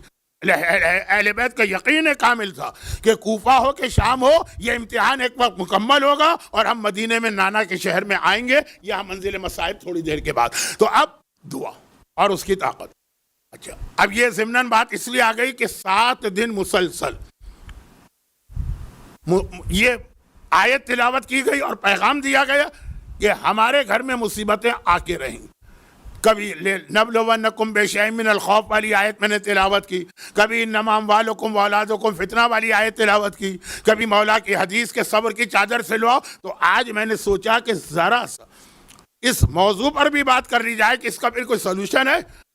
لقمان حکیم، جاؤ کھڑے ہو جاؤ تیر انداز کے پہلو میں، وہاں پہ کوئی تیر نہ آئے گا، چلے جاؤ اللہ کی پروٹیکشن میں. اللہ کی پروٹیکشن کا نام ہے دعا، دعا کا سہارا پکڑو. لیکن اس کے بعد وہ منزل آتی ہے جہاں ایمان کا دوسرا تقاضا شروع ہو رہا ہے، اور وہ تیسرا تقاضا صرف ایک لفظ کہوں گا کیونکہ اتنا وقت نہیں ہے کہ تیسرے پہ بات کی جائے. البتہ یہ آپ کو یاد دلا دوں کہ آج کی رات شب 21 صفر ہو گئی. اسلامی کیلنڈر کے اعتبار سے ایام اعضاء کا 6واں عشرہ شروع ہو گیا. ایک تو انگریزی حساب ہے 10-20، 1 سے 10، 10 سے 20، 11 سے 20، 21 سے 30. ایک اسلامی حساب ہے شب کا. تو شب کے اعتبار سے وہ عشرہ شروع ہو گیا ہے جو وفات رسول خدا کا عشرہ. تو ذکر پیغمبر کا ہوگا اس عشرے میں انشاءاللہ، اور تھوڑا سا ثواب میں لے رہا ہوں 2 منٹ کی بات کر کے. 2 حدیثیں ہیں پیغمبر، نہیں ایک حدیث ہے پیغمبر کی، ایک آیت ہے قرآن کی. حدیث ایک الگ تقاضا بتا رہی ہے، قرآن کی آیت دوسرا تقاضا. کیا تقاضا، کیا ڈیمانڈ، کیا ریکوائرمنٹ؟ ایمان لانے کے بعد تمہیں کیا کرنا. پیغمبر کی حدیث مختصر فرمایا کوئی شخص اس وقت تک ایمان کا مزہ بھی نہیں چکھ سکتا. مزہ اسے کہتے ہیں ذائقہ جو خالی زبان تک بات رہے. ابھی بات ہو رہی تھی نا جو قرآن کی آیت کے خالی زبان مومن کہنے سے فائدہ نہیں, کہا ایمان کا مزہ بھی نہیں چکھ سکتے, یعنی ایمان زبان پہ بھی نہیں مانا جائے گا. دعائے کمیل میں یاد ہے طعمہ عذابہا, خدا بندہ اس گناہگار کو معاف کر دے جس نے کم از کم عذاب کا ایک مزہ تو چکھ لیا. ایک پیغام ہے علی والوں کے لیے کہ یقیناً علی کی شفاعت برحق ہے, یقیناً آپ کے آنسو رومال زہرا میں جمع ہو کر آپ کے لیے قیامت میں بخشش کا ذریعہ بنیں گے. یقیناً یا حسین کہے کہ آپ کے سینے پہ مارا جانے والا ہاتھ آپ کو جنت میں لے جائے گا. لیکن دعائے کمیل کا پیغام ہے یہ ساری شفاعت برحق ہے, طعمہ عذابہا, عذاب کا مزہ بھی چکھنا پڑے گا. ہر ایک کو نہیں جو اتنا بڑا گناہگار. مزہ چکھنا کسے کہتے؟ بالکل اچھا چلیں بہت چھوٹی سی مثال دے دوں. روزہ ٹوٹ جاتا ہے کھانے اور پینے سے, ہر ایک کو پتا, مگر یہ مسئلہ ہے نا شریعت کا کہ اگر کوئی عورت کھانا پکا رہی ہے روزے کے عالم میں اور وہ یہ چکھنا چاہتی ہے کہ اس میں نمک مرچ ذائقہ اس کا ٹھیک ہے کہ نہیں, تو اسے اجازت ہے وہ سالن تھوڑا سا لے یا جو بھی کھانا پکا رہی. کہ مجھے تو نہیں پتا کہ شارجہ میں کیا پکتا ہے, کوئی شارجہ والے کوئی مومن ہیں بھی ایسے نہیں, خیر وہ تو میری اپنی بیماریاں کہ میں جاتا بھی نہیں ہوں کہیں. تو اب یہ ہے کہ خالی نمک مرچ مسالے جو کچھ بھی ہے وہ ذائقہ چکھنا ہے کہ ٹھیک ہے کہ نہیں ہے, وہ اگر روزے کے عالم میں زبان پر رکھ لے تو اس کا روزہ نہیں ٹوٹے گا. پرندے کو کھلانے کے لیے نوالے کو آپ دانتوں سے نرم کر کے پھر اس کو کھلائیں, حلق سے نیچے نہیں اترا وہ, روزہ آپ کا صحیح. چھوٹے بچے کو کھانا کھلانے کے لیے آپ روٹی کو ذرا یا گوشت کو چبا کے اس کو دے رہے ہیں, روزہ نہیں ٹوٹا. اور کھانے میں نمک مرچ کا جو توازن ہے وہ چیک کرنا ہے تو تھوڑا سا سالن اس نے روزے کے عالم میں زبان پہ رکھا, خالی چکھا, کھایا نہیں, حلق سے نیچے نہیں گئے, چکھا, روزہ اس کا صحیح. یعنی چکھنے کا مطلب یہ ہے کہ اس کے جسم میں یہ کھانا پینا نہیں گیا اکارڈنگ ٹو اسلام. اسلام نے کہا نہیں گئے. اچھا یہ ضروری بھی ہوتا ہے, بعض ایسے الٹی کھوپڑی کے مومن ہوتے ہیں کہ صرف نمک زیادہ ہو گیا تو طلاق ہو جاتی, مرچ زیادہ ہو گئی تو طلاق ہو جاتی ہے, مار پیٹ ہو جاتی ہے, دشنام ہوتا ہے اس عورت کے اوپر جس کی یہ شرعی ذمہ داری بھی نہیں. اس سے آگے نہیں کہوں گا, اس لیے نہیں کہوں گا کہ بہت ساری تو نہیں, ایک معقول تعداد میں خواتین کو جانتا ہوں. مولانا ہمارے شوہر آپ کی کوئی مجلس بھی نہیں چھوڑتے, تو ہم نے کہا آپ کا ہمیں آنے بھی نہیں دیتے کہ مولانا کے مجلس سنتے ہو تو تم لوگ باقی ہو جاتے ہو, تو تم اپنے گھروں میں بیٹھو, ہم سنیں گے. تو زیادہ مثالیں دوں گا کہ عورت کا کیا حق ہے تو ایک اور غضب ہو جائے گا. تو خلاصہ یہ کہ چکھنا کسے کہتے ہیں, میں چکھنا شرعی واجبات کے مسئلے سے سمجھا رہا ہوں. پیغمبر نے کہا ایمان چکھو گے بھی نہیں تم, جسم میں ایمان جانا, دل میں ایمان جانا, یہ تو موضوع آ چکا, وہ تو بہت دور کی چیز ہے. گویا زبان پر بھی ایمان نہیں آیا. ہاں آگے جو بات بتائیے اس پہ ہم اور آپ عمل کر رہے ہیں. پوری ہماری ایام ازا کی 2 مہینے 8 دن کی عزاداری, شب عاشور اور عاشور 24 گھنٹے ہمارا غم حسین کے اندر ڈوبنا. 40 کا دن آپ نے جس طرح گزارا, 20 ملین لوگ جس طرح گزار رہے ہیں, حدیث یہ کہ اس وقت تک ایمان کا مزہ بھی نہیں چکھو گے جب تک کہ مجھ سے اور میری اہل بیت سے اپنے آپ اور اپنی اولاد سے زیادہ محبت نہ کرو. یہ ایمان کا کمال نہیں ہے محبت اتنی, یہ ایمان کا صرف مزہ چکھنا ہے.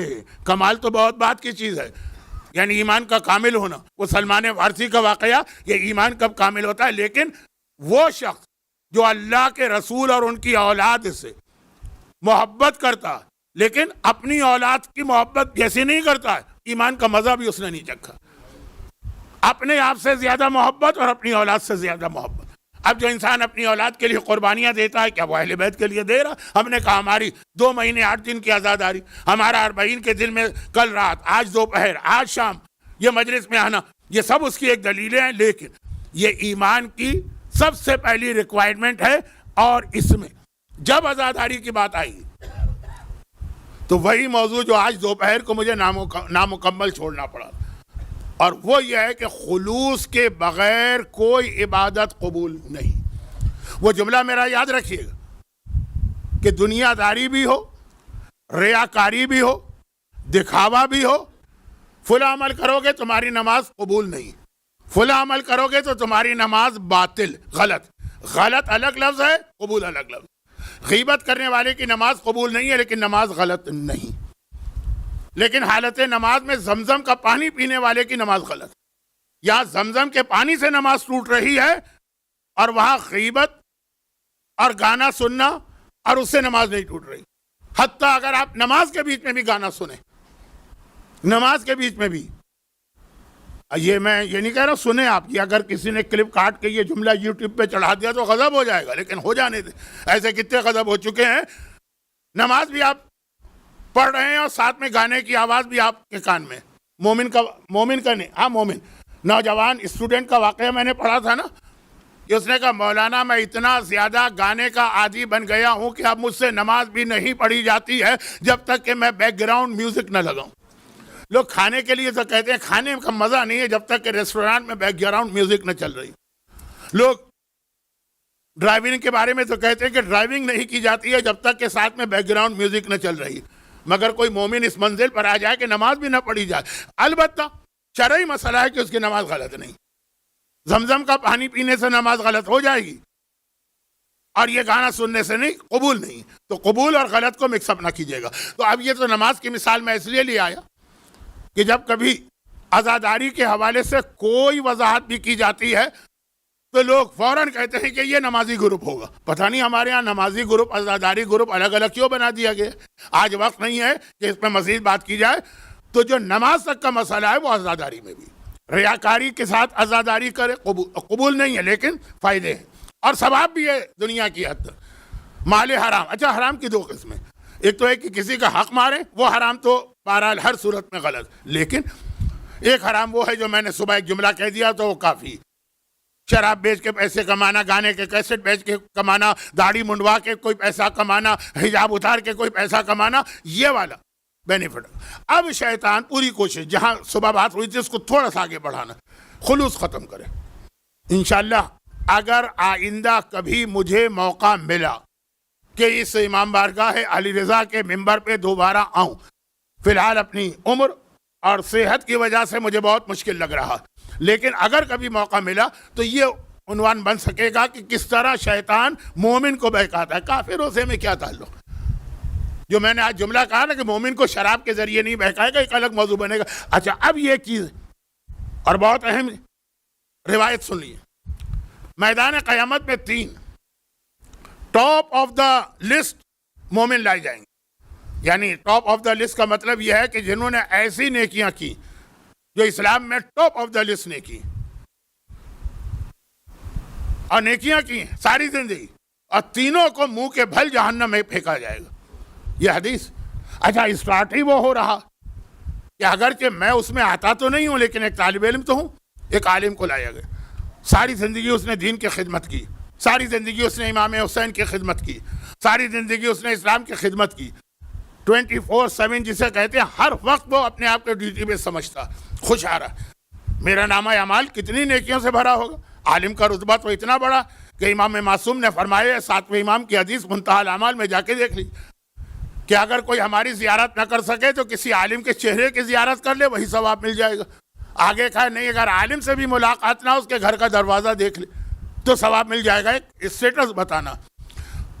اب یہ آگے آیا، نامہ اعمال کھولا گیا، فرشتوں سے کہا گیا پھینک دو جہنم میں. فریاد کر رہا، خدا بندہ ساری زندگی میں نے تیرے دین کی خدمت کی. کہا نہیں، تو نے یہ ساری خدمت اس لیے کی ہے کہ تجھے لوگ کہیں کتنا بڑا عالم. فقیلا، اور لوگوں نے یہ کہا، تیری تعریفیں ہو گئیں، بہت پاپولر ہو گیا، تو جس کے لیے تو نے کام کیا تھا وہ چیز تجھے مل گئی، مجھ سے لینے کی آیا، سیدھا جہنم. سخی، سخاوت. جب یہاں تک روایت ہے کہ حاتم طائی کافر تھا مگر جہنم کے میں جا کر بھی جہنم کے عذاب سے محفوظ ہے، کیونکہ وہ سخاوت کرتا تھا جو انبیاء کی صفت. ساری زندگی اس نے راہ خدا میں خرچ کیا، بہت لوگوں کو دیا، دیتا رہا. آسان کام نہیں ہے. جن کے پاس پیسے نہیں ہوتے ان کو نہیں پتا کہ پیسے والے کے لیے پیسہ خرچ کرنا کتنا مشکل کام ہے، لیکن وقت نہیں. اب وہ آیا بڑا خوش، نامہ اعمال کھولا، اس نے عزاداری میں اتنا خرچ کیا، حج میں اتنا خرچ کیا، یتیموں کو اتنا دیا، بیواؤں کو اتنا، فرشتوں اس کو جہنم میں ڈال. خدا بندہ یہ کیسے؟ میں نے تو تیرے راستے میں اتنا خرچ کیا، کہا اس لیے خرچ کیا کہ لوگ تیری تعریف کریں کہ کتنا سخی آدمی، سیٹھ صاحب ہیں، سیٹھ صاحب، اور ایسے سیٹھ صاحب ہیں کہ لوگوں کو دیتے رہتے ہیں۔ اور یہ تو تعریفیں تیری ہو گئی، جس مقصد کے لیے تو نے خیرات کی تھی وہ مل گیا تجھے، تو مجھ سے کیا لینے آیا؟ خدا کہہ رہا مجھ سے کیا لینے آیا، جا۔ اور تیسرا، راہ خدا میں جہاد کر کے شہید ہونے والا، خون کا پہلا قطرہ زمین پہ گرتا ہے تو سارے گناہ معاف ہو جاتے ہیں۔ اب خوش خوش آ رہا ہے کہ میں نے اپنی جان دی ہے راہ خدا میں، میرے بچے یتیم ہو گئے ہیں، میری بیوی جوانی میں بیوہ ہو گئی ہے، میرے بوڑھے والدین بے سہارا ہو گئے، لیکن میں نے دین خدا کے لیے قربانی دی۔ کیا پتہ نہیں مجھے جنت پہ کیا درجہ ملے گا؟ نامہ اعمال کھولا، فرشتوں پھینکو اسے جہنم۔ خدا بندہ میں تیرے راستے میں جان دینے والا، کہا لیکن اس لیے تو نے جان دی تھی کہ لوگ کہیں کتنا بہادر آدمی ہے، کتنا طاقتور آدمی ہے، کس طرح سے لڑنے والا ہے۔ وہ لوگوں نے کہا، بعض اوقات ایک لفظ پاکستان میں استعمال ہوتا، کسی کو کوئی بڑا میڈل دیا جاتا ہے بعد از مرگ، اس کے مرنے کے بعد اس کی قربانی کی وجہ سے میڈل، تو وہ تعریفیں ہو گئی، وہ مل گیا جس مقصد کے لیے تو نے مجھ سے کیا لینے آیا۔ تو اتنی بڑی بڑی عبادتیں اور اتنے بڑے اسٹیٹس کے آدمی، عالم ہو، سخی ہو، شہید، نیت اگر تمہاری خلوص نہیں۔ اب آپ دین کی تبلیغ کر رہے ہیں، یوٹیوب پر آپ کے چینل ہیں، کلپ پہ کلپ ہے، مگر کیوں؟ ویور کتنے، لائک کتنے؟ خدا کہہ کہ مل گئے تمہیں لائک جتنے چاہیے تھے، 1 لاکھ چاہیے تھے، 2 لاکھ چاہیے تھے، 3 لاکھ مل گئے، مجھ سے کیا لینے آئے؟ خدا بندہ میں نے اتنی تبلیغ کی ہے اور اتنے کلپ بنا بنا کے لوگوں کے دین کی باتیں پہنچائی ہیں، مجھے نہیں، لائک کے لیے، ویورز کے لیے، سبسکرائبر کے لیے، وہ تمہیں مل گئے۔ یہ آج کل کی زندہ مثالیں۔ تو خدا نہ کر کہ شیطان، اب یہ بات قیامت کی اور یہ دنیا کی نہیں، جس نے اتنی خدمت کی ہے دین خدا کی، عالم بن کر دنیا میں اسے بینیفٹ مل گئے، سخی کو دنیا میں بینیفٹ مل گئے، شہید راہ خدا کو دنیا میں مل گئے، مگر آخرت میں کچھ نہیں ملے گا۔ تو عزاداری۔ اچھا، اب یہ شیطان کا وہ ہتھیار ہے کہ یہ حدیث مجھے یاد آ گئی، میں نے کہا آپ کو سنا دوں۔ لیکن اگر شیطان اس میں کامیاب نہ ہو، ہماری نیتوں کے خلوص کو ختم نہ کر پائے، تو وہ کیا کرتا ہے جو دوسری مجلس میں بات آئی تھی، وہ ہے کہ کم از کم عبادتوں سے ہماری توجہات کو ہٹا لیتا۔ خلوص ایک الگ چیز ہے، آپ خلوص سے کام کر رہے ہیں مگر پوری توجہ عبادت میں نہیں۔ یاد کیجئے گا، میں نے وہ حدیث پڑھی تھی کہ چوتھے امام کو زین العابدین کیوں کہا گیا؟ 2 وجوہات ہیں، قیامت، ایک دنیا۔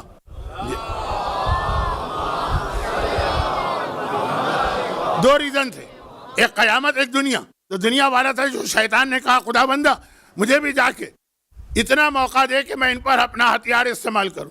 اسے پتا ہے باقی ساری چیزیں بیکار ہیں، اس نے صرف کیا کیا؟ امام کی توجہ نماز سے ہٹانا چاہیے۔ خلوص بھی نہیں، پتا ہے کہ یہ مخلص بندے، یہ نہیں ہے مخلص، اور کون ہے مخلص؟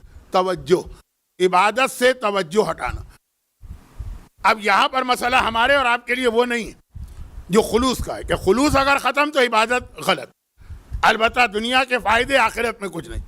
توجہ اگر ختم تو عبادت غلط بھی نہیں ہے، قبول بھی ہے، بینیفٹ بھی ہے۔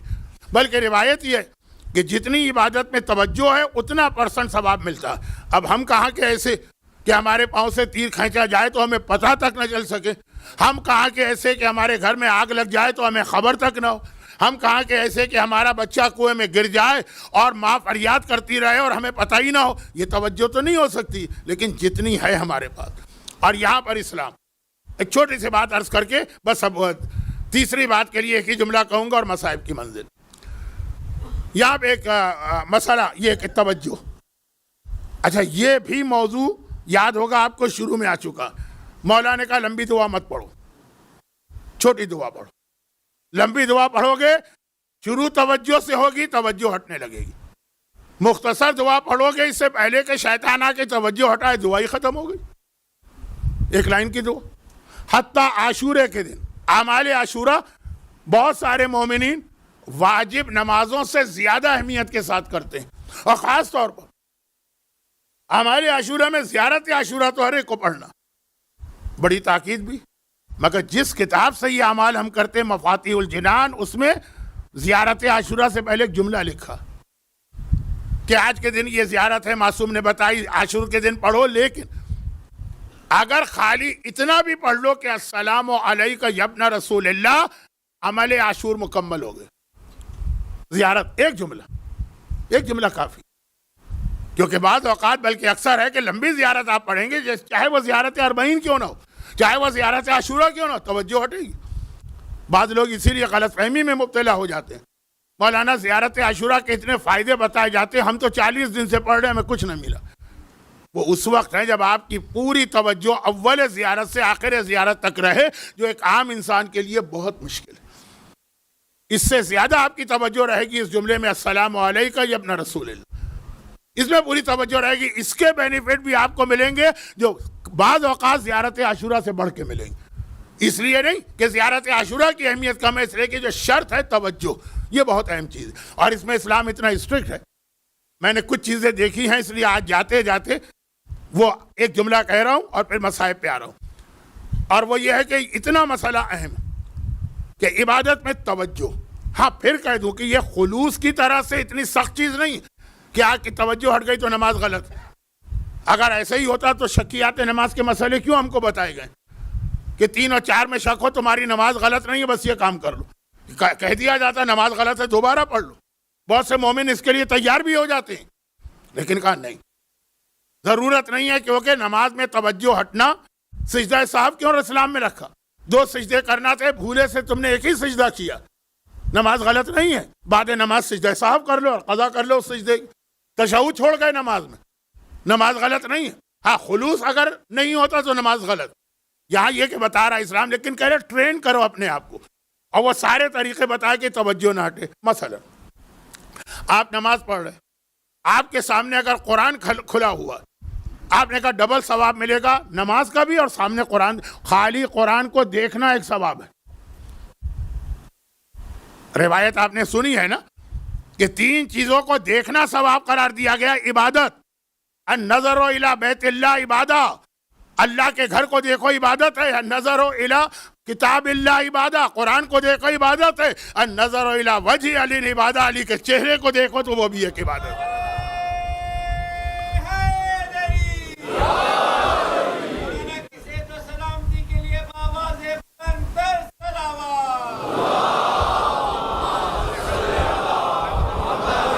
یہ تینوں چیزوں پر ہر وقت نور خدا برستا رہتا ہے۔ نور خدا برستا ہے تو عام دیوار کو بیت اللہ بنا دیتا، نور خدا برستا ہے تو عام اوراق کو کتاب اللہ بنا دیتا، نور خدا برستا ہے تو علی کے چہرے کو وجہ اللہ بنا دیتا ہے۔ تو اب یہ عبادتوں کا سلسلہ ہے، مگر حالت نماز میں مکروہ ہے آپ کے سامنے قرآن کھلا ہو، یا آپ کے سامنے قرآن کی آیتیں یا تغرے لگے، کیوں؟ توجہ ہٹے گی، پھر پوری توجہ نماز پہ نہیں ہوگی اگر سامنے قرآن۔ اچھا یہ مسئلہ ہمیں اور بھی پیش آتا، ہم لوگ مکے جاتے ہیں عمرہ یا حج کرنے، کیا مزہ آتا ہے۔ واقعاً جو لوگ نہیں گئے وہ جانتے ہی نہیں کہ کتنا مزہ انہوں نے کھویا۔ ثواب اور عبادت اپنی جگہ، صحن میں کھڑے، ساری زندگی جس کعبے کی طرف رخ کیا وہ ہمارے بالکل سامنے۔ اب جو 2 رکعت نماز پڑھ رہے ہیں، مزہ ہی کچھ اور ہے، کعبہ سامنے۔ لیکن وہاں یہ سوال آتا کہ مولانا یہ تو کعبہ سامنے ہے، جس کی طرف رخ کر کے نماز پڑھ رہے ہیں، کعبے کو دیکھنا بہتر ہے کہ یہاں بھی وہی شارجہ کا مسئلہ چلے گا کہ نمازی کو سجدگاہ پہ دیکھنے کا حکم آیا؟ کہا نہیں، نماز کے دوران وہی، کعبے کے اندر بھی وہی مسئلہ ہے کہ اپنے سجدگاہ کو دیکھ، توجہ نہ ہٹے، کیونکہ آپ کعبے کو دیکھیں گے، کعبے کی دیوار، ایک تو خود دیوار کو دیکھ رہے ہیں توجہ ہٹے گی، پھر جو ہر وقت طواف کر رہے ہیں ان کی وہ بھی آپ کی توجہ ہٹائیں گے۔ تو چاہے وہ مثلاً آپ کے سامنے آقا حسین کے روضے کی تصویر ہو، چاہے خانہ کعبہ کی ایکچوئل اوریجنل دیوار ہو، توجہ نہ ہٹے۔ تو یہ اسلام ہم کو ٹریننگ دے رہا ہے تاکہ وہ عبادتوں کا ثواب، شیطان یہ سیڑھی چڑھ رہا ہے، پہلے توجہ ہٹائے گا، اگر ہم اس کے پھندے میں پھنس گئے تو خلوص کم کرے گا، اور اس کے بعد آگے بڑھتے چلے جائیں گے۔ اور ایمان کا سب سے اہم تقاضا ہے اطاعت رسول، جو آیت آئی، زیارت کرو، لیکن زیارت کے بعد بھی قرآن نے کہا تو مومن نہیں ہو جب تک کہ سلموا تسلیما، رسول کے ہر حکم کو نہ مان۔ اسی لیے روایت بھی ہے کہ ابھی کعبے کی بات آئی، تم خانہ خدا کا طواف کر کے اور عبادتیں کر کے آ جاؤ، مدینے نہ جاؤ، تمہارا حج قبول نہیں۔ کعبے کی دیوار سے زیادہ اہمیت رسول خدا کی۔ 10ویں امام کی حدیث کا آخری جملہ یہ ہے نا کہ جب راوی نے کہا مولا آپ نے مجھ سے کہا تھا میں کربلا جا کے آپ کے لیے دعا کروں، تو آپ اور حسین میں فرق کیا؟ 10वें امام نے کہا اچھا یہ بتاؤ کعبہ زیادہ افضل ہے کہ میرا جد رسول خدا؟ کہا کیا شک ہے، رسول خدا کائنات میں سب سے افضل ہے۔ کہا پھر وہ بھی کعبے میں جا کے کعبے کا پردہ پکڑ کے کعبے کی دیوار سے چمٹ کے دعا مانگتے، تو کیا کعبہ اس سے اہم ہو گیا؟ نہیں، کعبے کی عظمت بتانا ہے کہ مجھ جیسا کائنات کا افضل ترین انسان بھی یہاں آتا ہے، تم بھی جاؤ، مجھ جیسا انسان کربلا میں دعا کی درخواست کرتا ہے، تم بھی جا کے دعا مانگو۔ لیکن رسول کی فضیلت ہی کچھ اور، وہاں جانے کا مزہ ہی کچھ اور۔ مگر ہمیں اور آپ کو وہاں جا کے مزہ آتا ہے، زینب کبریٰ کو وہاں جا کے فریاد کرنا۔ مصائب کی منزل کے بعد آپ حضرات آج کچھ دیر تشریف رکھیے گا، جو بھی انتظامی اعلانات ہیں، اناؤنسمنٹ، مجھے خود نہیں پتا کیا ہے، لیکن مجھ سے یہ کہا گیا فوراً جانے کی جلدی نہ کریں، یہ اس عشرے کی آخری مجلس ہے اور جو وقت ہے اسی پہ آپ کو فارغ کیا جائے گا۔ یہ ہمارا ملک ہوتا تو چلیں کہ آدھا گھنٹہ اور بیٹھنا پڑے گا، ایسا کچھ نہیں۔ ہم اور آپ جاتے ہیں رسول خدا کی زیارت کے لیے جو آیت بھی تلاوت کی، تاکہ اپنے گناہوں کو معاف کرائیں، تاکہ اپنی دعائیں قبول کروائیں، تاکہ اللہ کو تواب اور رحیم پائیں۔ مگر زینب کبریٰ کو کیوں آنے کی جلدی؟ لٹا ہوا قافلہ کربلا پہنچ گیا۔ زینب کے دل کو یہ لگی تھی کہ جب میں کربلا سے چلی تھی تو خالی بھائی کا لاشا نہیں دیکھا تھا، بے گور و کفن لاشا دیکھا تھا، جلتی ریتی پہ دیکھا تھا، آگ برساتے ہوئے سورج کے نیچے دیکھا تھا۔ رباب نے تو فریاد بھی کی تھی، اے میرے والی کاش میرے سر پہ چادر ہوتی، یہ چادر میں تیرے لاشے پہ ڈال دیتی۔ 40 دن کے بعد آئیں کہ 1 سال و 40 دن کے بعد میرا بھیا میرا ماں جایا کربلا میں کس حالت میں ہے؟ آئیں، دیکھا قبر تو بن چکی ہے، میں نے جمعے کے مصائب پڑھے تھے تدفین والے۔ اب 3 دن اہل بیت نے کربلا میں ماتم کیا، بھرپور ماتم ہوا، اور چوتھے دن اب یہاں سے اپنے وطن جانا، شام وطن۔ قافلہ تو یزید کے حکم سے اسی شان و شوکت اور احترام والا ہے، محملیں ہیں، کجاوے ہیں، پردے ہیں، اونٹ سارے تیار، حفاظت کرنے والے اور پروٹوکول دینے والے عزت اور احترام کو فوجی بھی ہیں۔ میرے مولا سجاد نے کہا یا شہزادی زینب نے کہ چلو اب ہم چلیں اپنے وطن میں، اب ہمیں جا کے وطن میں شام گزارنا ہے، چلو وہاں چلیں۔ سارا قافلہ تیار ہوا، اونٹ کھڑے ہوئے، چلنے لگے۔ پتہ چلا کہ ایک اونٹ ایسا ہے کہ جس کی محمل خالی۔ اب جو شام سے جب یہ آیا تھا نا تو تقسیم ہو گیا کہ اس محمل میں یہ بی بی بیٹھیں گی، اس محمل میں یہ بی بی بیٹھیں گی۔ زینب کبریٰ نے ایک مرتبہ گھبرا کے سجاد سے پوچھا کہ کون سی محمل خالی؟ کہا پھوپھی اماں رباب کی محمل خالی۔ زینب تڑپ کے بتائے زینب کو کہ رباب کون ہے اور حسین کو کتنی محبت، اپنی محمل سے اتری۔ میری رباب کہاں ہے، میری رباب کہاں ہے؟ کیا دیکھا، اصغر کی قبر پہ رباب بیٹھی اور کہہ رہی ہے کہ شہزادی میں اپنے ششماہے کو یہاں کیسے اکیلا چھوڑ کے چلا جاؤں؟ زینب نے کہا رباب چلو میرے ساتھ، چل کے پہلے اماں کو پرسا دو، اور یاد رکھو کہ اصغر اکیلا نہیں ہے، اصغر کا بابا بھی یہیں پر ہے اور اصغر کا چچا بھی فرات کے کنارے اصغر کی حفاظت کر رہا۔ رباب کو لے کے چلے اور یہ قافلہ چلا یہاں تک کہ شہر مدینہ کی دیواریں نظر آئیں۔ آج بھی 1400 سال کے بعد یا 1300 سال کے بعد آج بھی مدینے میں وہ جگہ موجود ہے کہ جہاں کا یہ واقعہ میں پڑھ رہا ہوں جو آپ نے مرثیے میں بھی سنا اور نوح میں مدینے کی دیوار نظر آئی، آج بھی وہ جگہ موجود ہے۔ اور جیسے ہی مدینے کی دیوار نظر آئی، کم بولنے والی ام کلثوم بھی بے اختیار فریاد کر بیٹھی، مدینہ تو جدنا لا تقبلینا، نانا کے شہر اب ہمیں قبول نہ کر، ہم اپنے سہاگ قربان کر کے آئے، اپنے بھائی قربان کر کے آئے، اب ہم تجھ میں آنے کے قابل نہ رہے۔ اور یہ دیوار مدینہ دیکھ کر علی کی غیرت مند بیٹی زینب کو جلال آ گیا۔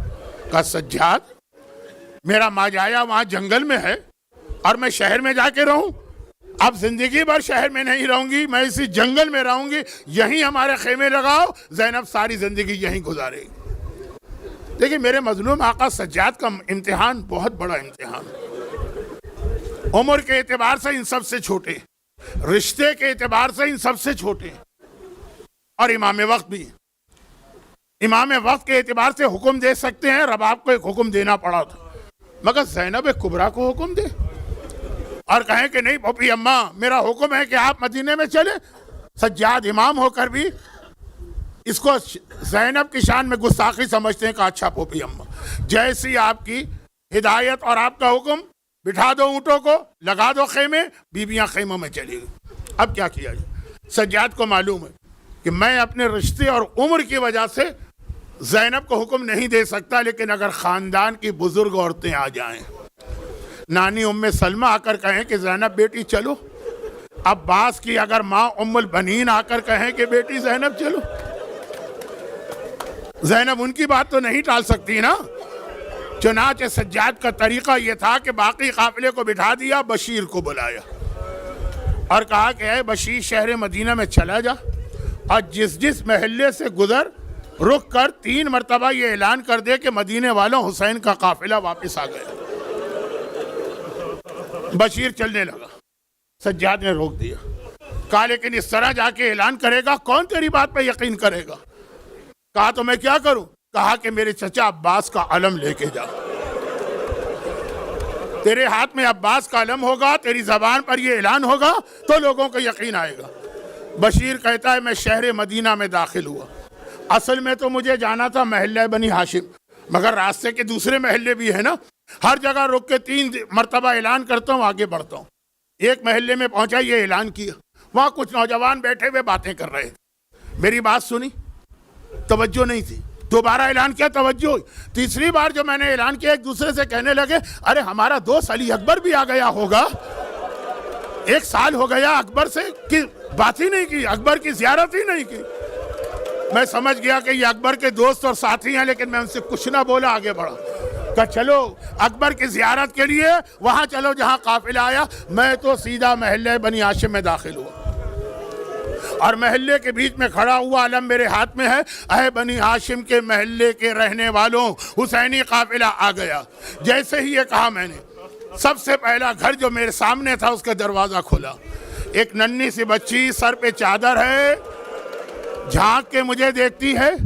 میں نے اپنا اعلان دہرایا، اب بچی نے پورا اعلان سنا، جب تیسری مرتبہ یہ جملہ کہا، بچی نے گھر کے اندر رخ کیا اور کہا چچا محمد حنفیہ میرا بابا آ گیا ہے، مجھے میرے بابا سے ملانے لے چلے۔ میں سمجھ گیا یہ حسین کی یتیمہ صغرا ہے، لیکن ابھی میں تیسرا اعلان کر ہی رہا تھا کہ ایسا لگا کوئی میرا گھٹنا پکڑ کے اسے ہلا رہا ہے اور دبا رہا۔ میں نے جھک کے دیکھا ایک چھوٹا سا بچہ کھڑا، میں نے کہا کہ میاں صاحبزادے یہ میرا گھٹنا کیوں پکڑا؟ کہا یہ بتا دے میرے بابا کا علم تیرے ہاتھ میں کیسے آ گیا؟ میرا بابا کہاں ہے کہ اس کا علم تیرے ہاتھ میں آ گیا؟ میں نے کہا تیرا نام کیا ہے؟ کہا میں عباس علمدار کا بیٹا ہوں۔ اس چھوٹے سے بچے کو میں کیا بتاتا؟ میں نے کہا کہ چلو شہر کے باہر چلو، خود ہی معلوم ہو جائے گا۔ بس تھوڑی دیر بعد سارے محلہ بنی ہاشم کے سارے گھروں کے دروازے کھولے اور ایک مرتبہ ساری بزرگ خواتین سروں پہ چادریں ڈال کے آئیں۔ وہ رسول کی بیوہ ام سلمہ ہیں، وہ عباس علمدار کی ماں ام البنین ہیں، وہ میرے مولا کی بہن ام ہانی ہیں، اور آگے حسین کا چھوٹا بھائی محمد حنفیہ قافلے کو لے کے چلے۔ آج بھی وہ جگہ ہے، خدا آپ کو وہاں لے جائے جہاں قافلہ ٹھہرا تھا، اس کے قریب پہنچے اور ایک بار ایک بار محمد حنفیہ کی نگاہ پڑی، قافلہ وہ بیٹھا، بے اختیار کہا میرا بھیا مارا گیا ہے۔ لوگوں نے کہا کہ ابھی تو آپ گئے بھی نہیں۔ کہا دیکھتے نہیں، جب یہ قافلہ گیا تھا تو سارے علم سبز رنگ کے تھے، اب یہ سارے علم کالے رنگ کے نظر آ رہے ہیں، یہ کالے علم بتا رہے ہیں کہ میرا بھیا مارا گیا۔ قافلے میں پہنچے، ایک مرتبہ لوگوں سے کہا کہ میرا بھائی مارا گیا ہے، تو میری بہن زینب کہاں ہے؟ سب نے کہا وہ خیمہ زینب کہاں ہے، وہ خیمہ۔ محمد حنفیہ چھوٹے بھائی خیمے میں داخل ہوئے، لیکن وہ خیمہ زینب کا تھا ہی نہیں، وہاں تو ایک بہت ہی بوڑھی کوئی عورت بیٹھی، انتہائی ضعیف کوئی عورت بیٹھی، گھبرا کے نگاہیں نیچے کی باہر آنے لگی۔ اے ضعیفہ مجھے معاف کر دیجئے، میں تو یہ سمجھ کے آیا تھا کہ یہ میری بہن زینب کا خیمہ، وہ ضعیفہ فریاد کرتی ہیں بھائی محمد حنفیہ آج کون سا دن آ گیا کہ بھائی اپنی بہن کو نہیں پہچان رہا. انا زینب انا زینب انا زینب. اور جب یہ سنا تو طلب کے کہا اتنا اور بتا دیجئے کہ آخر میرے حسین کا وارث میرا یتیم بھتیجا سجاد کہاں ہے؟ زینب نے کہا جاؤ باہر, پورے قافلے میں ایک ہی تو مرد ہے نا, وہی سجاد. محمد حنفی آئے, وہی جو دوپہر کی مجلس کا آخری جملہ تھا دوبارہ ریپیٹ ہوا. آج پھر باہر آئے, دیکھا قافلے میں کوئی ایسا مرد نظر نہیں آ رہا جو سجاد جیسا ہو, ہاں مجھ سے بھی زیادہ بوڑھا, سر کے بال سفید, داڑھی کے بال سفید, بھووں کے بال سفید, چہرے پہ جھریاں, کمر جھکی, مجھ سے بھی زیادہ بوڑھا. کہا اسی سے پوچھو. قریب گئے اور کہا کہ اے شخص کیا تو یہ بتا سکتا ہے کہ میرا یتیم بھتیجا سجاد کہاں؟ ایک بار فریاد کرتا ہے وہ بوڑھا, چچا آپ نے بھی نہیں پہچانا, انا علی ابن الحسین, میں ہی آپ کا یتیم بھتیجا ہوں. اب جو دوپہر کے مصائب سنے سے اس کا ایک جملہ ریپیٹ ہو رہا ہے, ایک جملہ نیا. بھئی یہ سننا تھا کہ چچا نے بھتیجے کو گلے سے لگایا, پرسہ دینا ہے, اور ایک بار پھر فریاد کی. مولا سجاد نے فریاد کی چچا ذرا آہستہ, چچا ذرا آہستہ. محمد حنفیہ نے کہا بیٹا کیا بات ہے؟